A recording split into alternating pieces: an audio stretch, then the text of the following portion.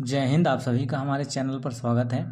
ये जो वीडियो है आप सभी को कंपटीशन में और हाई स्कूल और 9th 11th 12th सभी बच्चों के लिए है, क्योंकि इसमें आप लोगों को हम बताने वाले हैं धनायन के नाम और ऋणायन के नाम। इन धनायनों और ऋणायनों के नामों को जान करके आप जो हैं किसी भी केमिस्ट्री के फार्मूले को बना सकते हैं। जैसे कि NH4+ को अमोनियम आयन कहा जाता है, H+ को जो है हाइड्रोजन आयन, और Li+ को लिथियम आयन कहते हैं, सोडियम प्लस को Na+ को सोडियम आयन, K+ को पोटेशियम, Ag+ को सिल्वर बोला जाता है, और Cu अगर प्लस है तो उसे Cu+ बोला जाता है। एक Cu+ होता है और एक देखिए Cu+2 होता है, तो एक क्यूप्रिक होता है। जैसे Zn+2 को जिंक बोलते हैं, CO+2 को कोबाल्ट और Ni+2 को निकिल कहते हैं। क्या कहते हैं? Nickel ion. Sn+2 हो तो स्टेनस आयन। कौन सा होता है? Stannous ion. ऐसे ही Fe+2 फेरस, मैग्नीशियम तो मैग्नीशियम हो जाएगा। Cu+2 है तो क्यूप्रिक। देखिए कम होगा तो क्यूप्रस और ज़्यादा होगा तो क्यूप्रिक। ठीक है।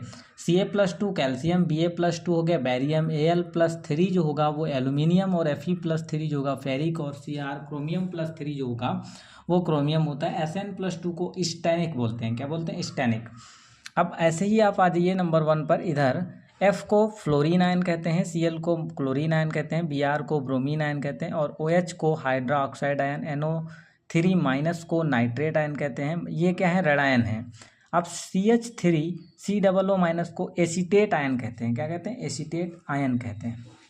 ऐसे CNO2 नाइट्रेट आयन हो जाएगा, Cn- को साइनाइड आयन कहते हैं, और CO3- को कार्बोनेट आयन कहते हैं, Sn- को सल्फाइड आयन कहते हैं, SO4- को सल्फेट आयन कहते हैं, SO4 को सल्फाइड आयन कहते हैं, और O- को ऑक्साइड आयन कहते हैं, C2O4- को ऑक्जीलेट आयन कहते हैं, N-3 को नाइट्रेट आयन कहते हैं, PO4- को फॉस्फेट आयन कहते हैं, SCN- को थायोसाइनेट आयन कहते हैं, MnO4- को परमैंगनेट आयन कहते हैं, HCO2 को जो है इसको देखना पड़ेगा इसको, और H2PO4- को हाइड्रोजन फॉस्फेट आयन कहते हैं। ठीक है।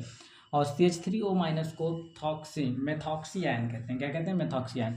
तो ये सारे आयन जो हैं ऋणायन और धनायन, सारे ऋणायन से यहाँ पे लिखे हुए हैं, सभी धनायनों के नाम लिखे गए हैं। अगर आप ये सभी अच्छे से याद कर लेते हैं तो आप लोगों को केमिस्ट्री में दो मजबूती जो है वो अच्छे से, बेसिक जब अच्छा होगा तो आप फार्मूले बहुत अच्छे से पढ़ पाएंगे, याद हो पाएंगे, केमिस्ट्री आपको समझ में आएगी। ठीक है। तो इन फार्मूलों को, इन धनायनों ऋणायनों को याद करने के लिए आपको अच्छे से एक बार पढ़िएगा, याद हो जाएंगे। तो आज के वीडियो में इतना ही। अगले वीडियो में फिर मिलेंगे। अगर फिजिक्स